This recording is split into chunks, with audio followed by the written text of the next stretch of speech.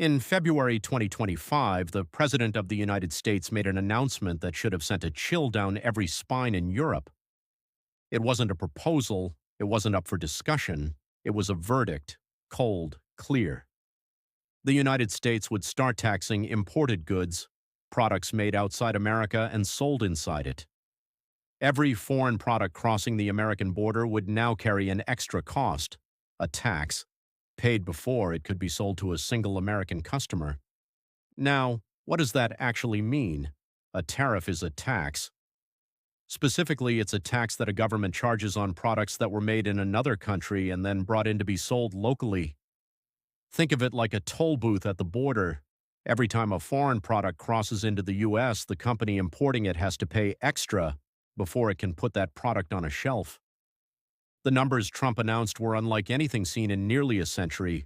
Goods from China taxed at 145%.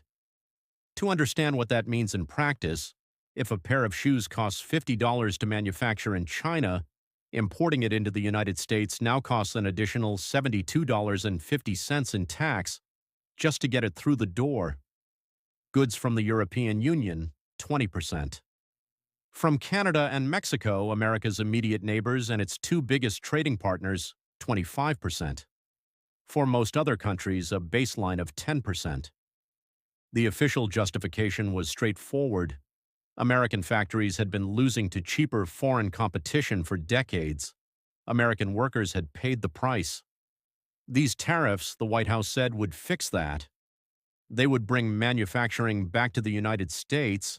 They would shrink the trade deficit, the gap between what America buys from the world and what it sells back, and they would generate $600 billion a year in government revenue.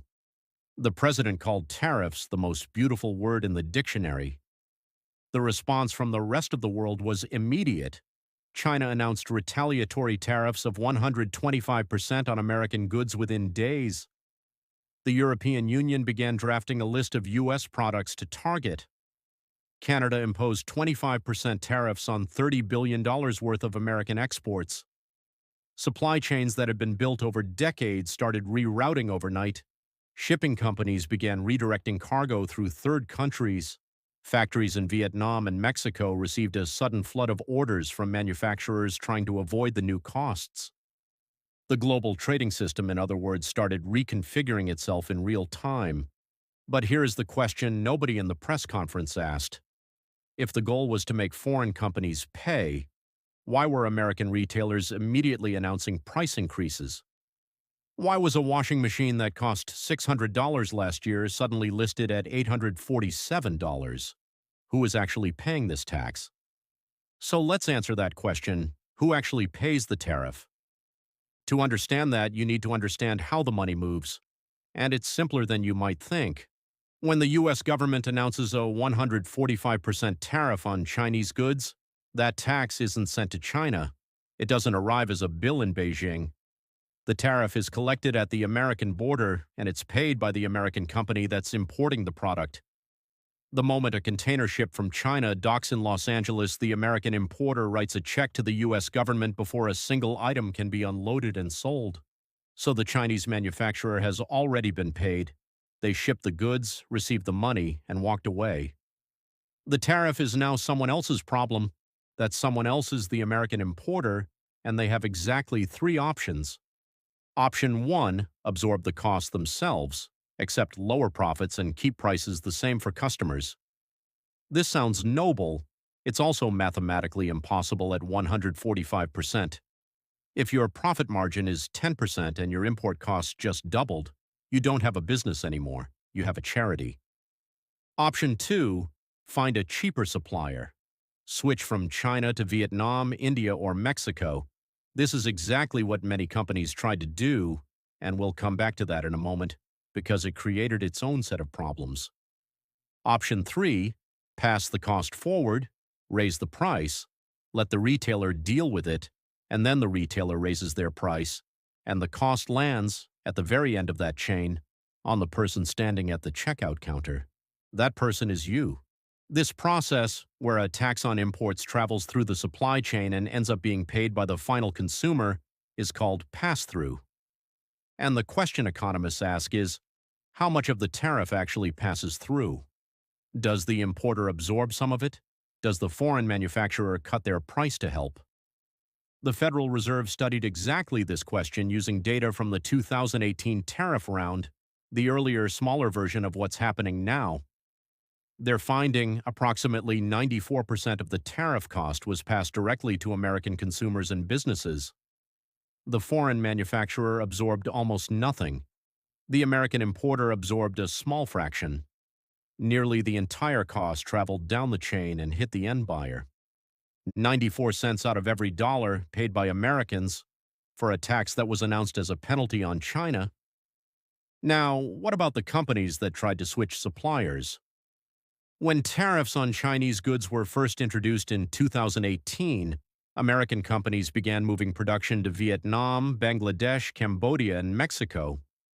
Vietnamese exports to the United States grew by 35% between 2018 and 2022. That sounds like a solution, except the products being made in Vietnam were still using Chinese components, Chinese raw materials, and Chinese machinery. The final assembly moved. The supply chain didn't. What changed in many cases was the label on the box. The White House noticed this.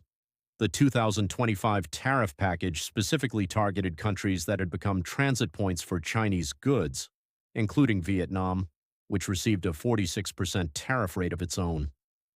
The attempt to escape the tariff created a new tariff. The chain got more expensive at every link, and the person at the end of the chain, you, paid for all of it. Here's what that looks like in practice. A standard washing machine sold in the United States contains components from at least 6 countries. The motor might come from China, the circuit board from South Korea, the steel drum from Mexico, the final assembly from a plant in South Carolina. When a 145% tariff hits Chinese components, the South Carolina factory's costs go up.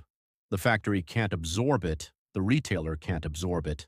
The washing machine that cost $600 in January 2025 costs $847 by April.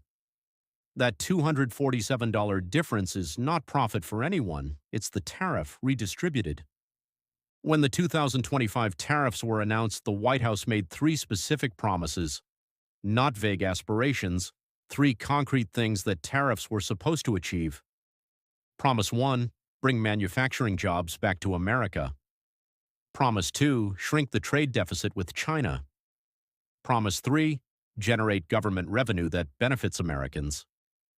These are reasonable goals.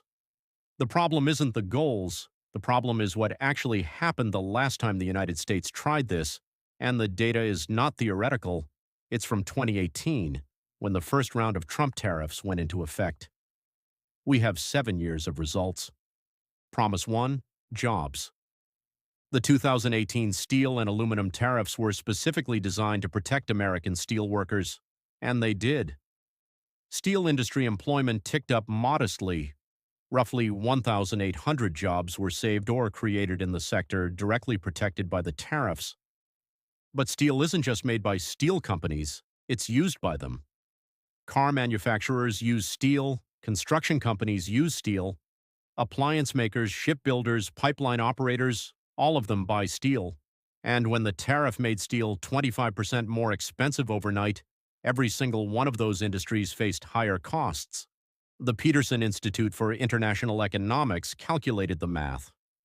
For every 1 steel job saved by the 2018 tariffs, approximately 80 jobs were lost in steel-consuming industries, the factories that buy steel to make other things. Companies that couldn't absorb the higher input costs cut staff, froze hiring, or moved production elsewhere. According to Moody's Analytics, the 2018 to 2020 trade war resulted in a net loss of approximately 300,000 American jobs. The tariffs protected a small number of workers in one industry by making things harder for a much larger number of workers in many other industries. Net result, negative, by a ratio of 1 to 80. Promise 2, the trade deficit. A trade deficit is the gap between what a country imports and what it exports. The argument for tariffs was that making Chinese goods more expensive would shrink that gap. Here is what actually happened. The U.S.-China trade deficit in goods was $375 billion in 2017, the year before the first tariffs. By 2022, after 4 years of escalating tariffs, it was $382 billion. It had gone up. How is that possible? Because the deficit didn't disappear, it rerouted. American companies that stopped buying directly from China started buying from Vietnam, Mexico, Bangladesh, and India instead. Those countries, in turn, sourced components and materials from China. The supply chain bent. It didn't break. The deficit simply spread across more countries, making it harder to see on paper and impossible to fix with a tariff on one country. Promise 3. Revenue. This one is technically true and structurally misleading at the same time. Tariffs do generate government revenue. The 2025 package is projected to generate up to $600 billion annually. That is real money. Here is what the press conference didn't mention: that $600 billion doesn't appear from thin air. As we established, 94% of the tariff cost is passed to American consumers and businesses, which means American households and companies are paying roughly $560 billion in higher prices, and $600 billion of that flows to the government as revenue. The net cost to the American economy, once you subtract the revenue collected, is still deeply negative. The government is, in effect, taxing its own consumers, collecting the proceeds, and describing the collection as a victory over China. There is a word for a tax that is paid by citizens but described as a penalty on foreigners. Several words, actually. None of them are in the White House press release. There is a document in the United States National Archives that most people have never read. It was written in 1930. It is 847 pages long. It is called the Smoot-Hawley Tariff Act, named after the two senators who pushed it through Congress. And on page 3 of the executive summary of the Federal Reserve's retrospective analysis of that act, published in 2002, there is a sentence that reads, "This policy significantly worsened the economic contraction and should serve as a cautionary case study." Page 3. Here is what happened. It was 1929. The American economy had been booming for most of the decade. Stock markets were at record highs, employment was strong, and American farmers were struggling. Foreign agricultural products were cheaper than domestic ones, and American farm businesses were losing customers. Senators Reed Smoot and Willis Hawley had a solution: raise tariffs on imported goods, especially agricultural products, to make foreign competition more expensive and protect American workers. The logic was identical to what you heard in Chapter 1: protect domestic industry, bring jobs home, make foreign producers pay the price. The congressional debate lasted 17 months. Over 1,000 American economists signed an open letter opposing the act. They warned that higher tariffs would raise prices for consumers, invite retaliation from trading partners, and shrink global trade at exactly the moment the economy needed stimulus. The letter was ignored. President Hoover signed the act in June 1930. The tariffs raised import duties on over 20,000 goods. Average rates went from around 38% to nearly 45%. The response from the rest of the world was swift and coordinated. Canada retaliated immediately, targeting American agricultural exports. Britain, France, Germany, and over 20 other countries followed with their own tariffs on American goods. World trade between 1929 and 1934 fell by 66%. American exports dropped from $5.2 billion in 1929 to $1.7 billion in 1933. That is a fall of 67% in 4 years. The American unemployment rate, which was around 8% when the act was signed, climbed to 25% by 1933. Industrial production fell 46%. The Great Depression was not caused by Smoot-Hawley alone. The 1929 stock market crash had already damaged the economy before the tariffs took effect. But economists who have studied this period in detail concluded that the trade collapse caused by Smoot-Hawley turned what might have been a severe recession into a decade-long depression. The United States eventually reversed course. It took until the late 1940s for global trade to recover to pre-Smoot-Hawley levels. 15 years. The 2025 tariff package is not identical to Smoot-Hawley. The global economy in 2025 is more interconnected, more complex, and operates under different financial conditions than 1930. But the mechanism is the same. Import taxes go up, foreign governments retaliate, supply chains fragment, prices rise for consumers at home. The net result of the mechanism, as documented over 17 months of congressional debate, over 1,000 economist signatures, and eventually over 847 pages of retrospective analysis, is not what the press conference promised. The economists who signed that letter in 1930 were ignored. The Federal Reserve published its analysis in 2002. The lesson was available on page 3. Let's talk about two American companies. Both of them import goods from China. Both of them were hit by exactly the same 145% tariff in 2025. Their experiences have almost nothing in common. Company 1, Nike, gross profit margin in the first quarter of 2025, 44.7%. When the tariff increased the cost of importing their shoes, Nike had a choice. They could absorb some of the cost through that margin and keep prices stable, or they could raise prices, knowing that customers loyal to the brand would still buy. In most cases, they raised prices slightly, passing the tariff to the consumer, while their overall margin remained healthy. Nike also has a team of lawyers, logistics specialists, and government affairs people whose full-time job is finding legal ways to reduce tariff exposure. They qualify for exemptions. They restructure supply contracts. They shift some production between countries depending on which tariff rate is lowest in a given quarter. Nike does not like tariffs, but Nike survives them. Company 2, a small American footwear retailer. One of the roughly 30 million small businesses in the United States that import goods and have none of the above. Their gross profit margin is closer to 4%. They do not have a government affairs team. They do not qualify for the same exemptions. When the tariff increased the cost of their imported shoes by 145%, they face the same three options. Absorb it, impossible at 4% margin. Find a new supplier, takes 12 to 18 months minimum, requires capital they don't have. Pass it to the consumer, and risk losing customers to Nike, which raised prices by less because it could afford to. There is no version of this where the small retailer comes out ahead. This is what economists call the asymmetry of market power.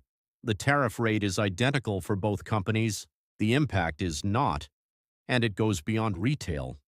Think about any American manufacturer that uses imported components, a furniture maker in North Carolina who buys hardware from China, a bicycle company in Colorado whose frames come from Taiwanese factories that source steel from China, a solar panel installer whose equipment, even when assembled in the U.S., contains Chinese-made cells and inverters.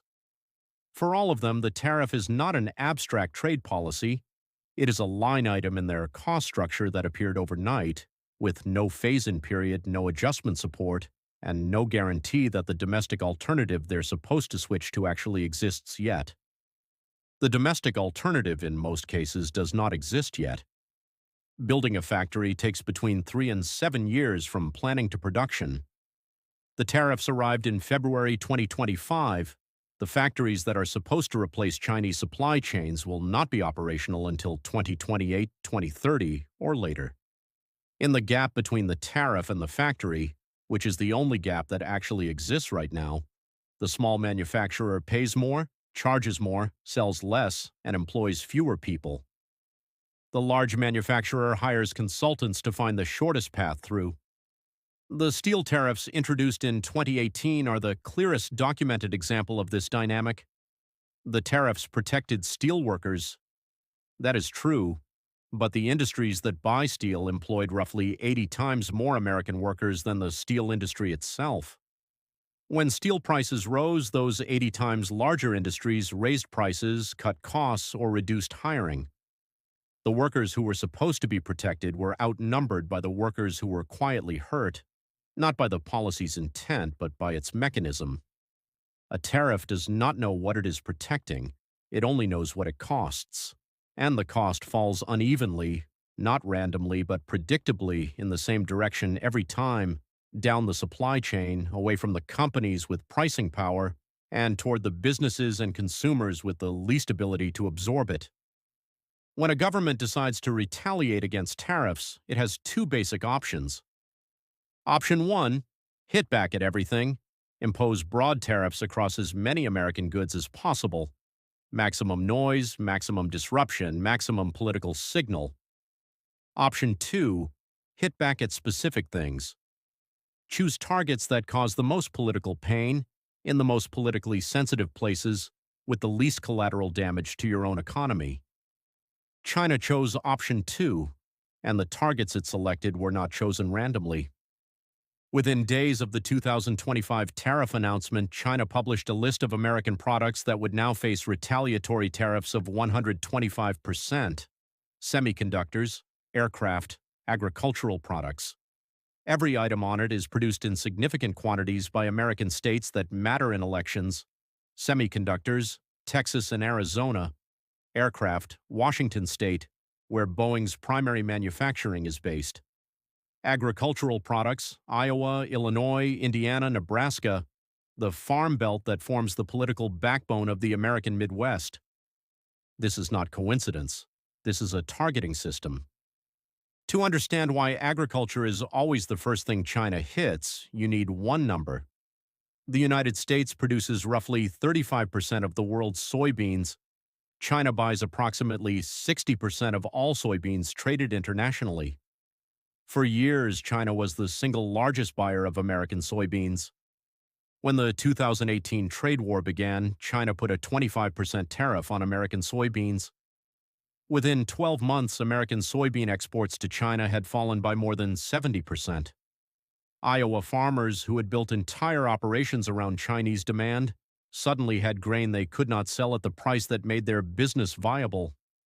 The federal government stepped in with emergency payments, roughly $28 billion over 2 years, to cover the losses. The money came from tariff revenue. American taxpayers were, in effect, paying farmers with money collected from American consumers. The arithmetic balanced. The supply chain relationships did not. While American farmers were receiving government checks, China was accelerating its imports from Brazil and Argentina. By 2020, Brazil had become the world's largest soybean exporter, surpassing the United States for the first time in history.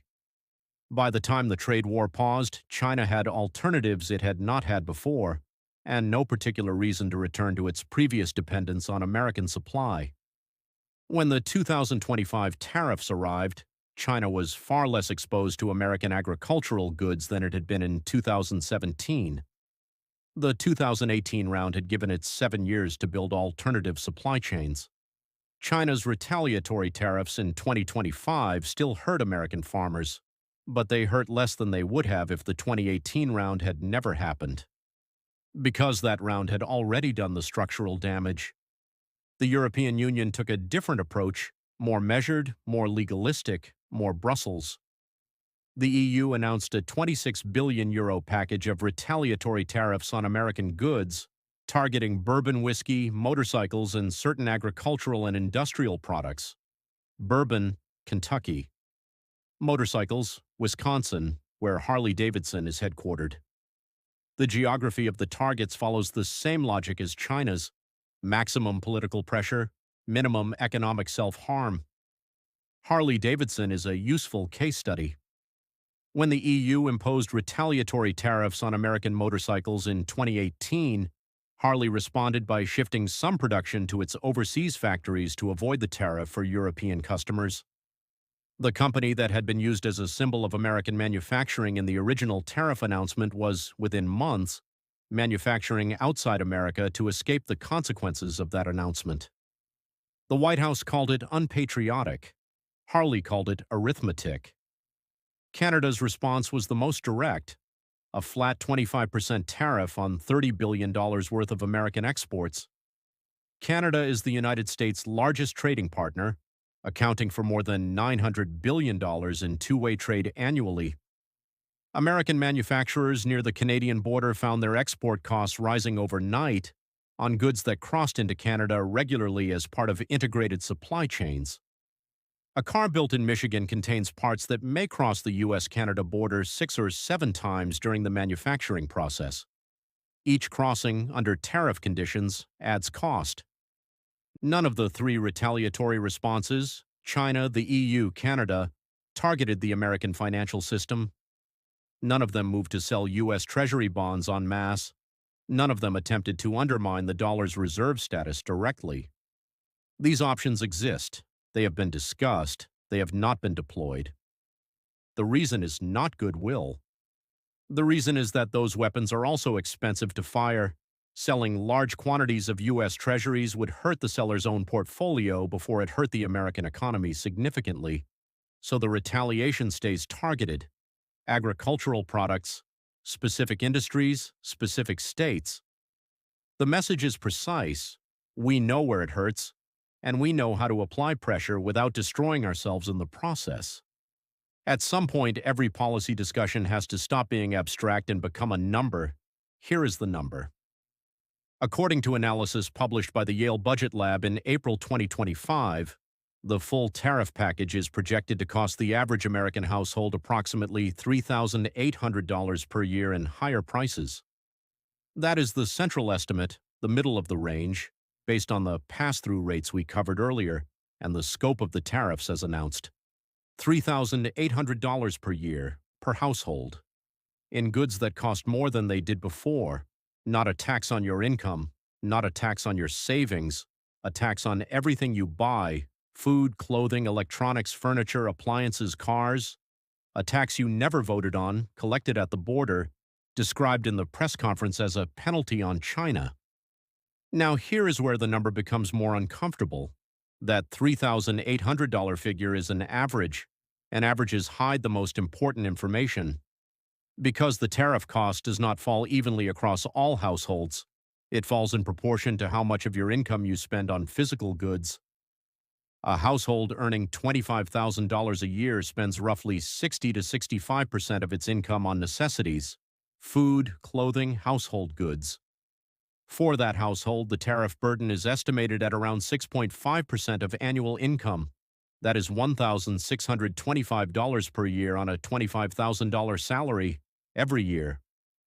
A household earning $150,000 a year spends a much smaller share of its income on physical goods. A higher proportion goes to services, experiences, savings, investments, most of which are not subject to import tariffs. For that household, the tariff burden is estimated at around 1.4% of annual income. In absolute dollars, the wealthier household pays more. In proportion to what they earn, the lower-income household pays more than 4 times as much. Same tariff rate, same policy. 2 very different receipts at the end of the year. There is a name for a tax that takes a larger percentage from people who earn less. It is called a regressive tax. Sales tax is regressive. Excise duties are regressive. Tariffs, as the data shows, are regressive. This is not a political opinion. It is a mathematical description of how the cost distributes across income levels. Now let us put the other side of the ledger on the table, because fairness requires it. The tariffs are projected to generate approximately $600 billion in annual revenue. That money exists. It goes into the federal budget.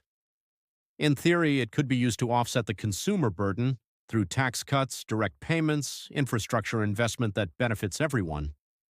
Whether that happens, at what scale, and distributed how, is a policy question that no tariff announcement answers automatically. The 2018 trade war produced a precedent. The $28 billion in farmer support payments came from tariff revenue. It was a direct transfer from American consumers, who paid higher prices, to American farmers, who lost Chinese export markets. The arithmetic balanced. Some people were protected. Other people paid for it without being asked. The 2025 package is roughly 20 times larger in scope. There is also the question of what does not appear in the analysis yet, the second-order effects. When prices rise across a broad range of consumer goods, people buy less. When people buy less, businesses sell less. When businesses sell less, some of them hire fewer people or reduce hours. The Yale Budget Lab's central estimate of a 0.5% reduction in U.S. GDP from the tariff package is modest by historical standards. But 0.5% of U.S. GDP is approximately $140 billion. Distributed across an economy of 335 million people, that is another $418 per person per year in economic activity that does not happen. Added to the $3,800, the bill gets longer. None of this means tariffs cannot ever work. We covered Harley-Davidson, a targeted tariff with a time limit for a specific strategic purpose in a market small enough that retaliation was manageable. That worked. The data says it worked. The question is whether a 145% tariff on the world's second largest economy, applied simultaneously to Canada, Mexico, the European Union, and dozens of other trading partners, with no time limit announced, and with documented retaliation already underway, whether that is the same instrument used in a comparable way. The mechanism is identical, the scale is not. At some point, and history suggests this point arrives faster than governments expect, the domestic political cost of $3,800 per household per year becomes larger than the diplomatic cost of negotiating an off-ramp. That is when trade wars end, not when one side wins, when both sides agree to stop paying the bill. The question is how long that takes, and who in the meantime pays more of it. You have now seen the full picture, the announcement, the mechanism, the three promises and what happened to each one the last time this was tried, who survives it and who doesn't, who punches back and where they aim, and the final number, $3,800, sitting at the bottom of a receipt that nobody included in the press conference. The question I want to leave you with is not a political one. It is a mechanism question. Do you think a tariff that costs consumers more than it generates in revenue is a trade policy or a tax policy with better marketing? Drop your answer in the comments. I read them. If you prefer your economics without the press release spin, just the mechanism, the numbers, and the part they put in the footnotes, then Wallet from the EU is where you want to be. Subscribe. And bring someone who still thinks the foreign country pays the tariff. They need this more than you do. Because next time we are looking at energy, specifically the decision Europe made about Russian gas, what was announced, what actually happened, and which countries paid for it while others quietly found workarounds. The mechanism is familiar, the numbers are larger, and the geography of who got hurt is not what the official statement suggested. That is the next video.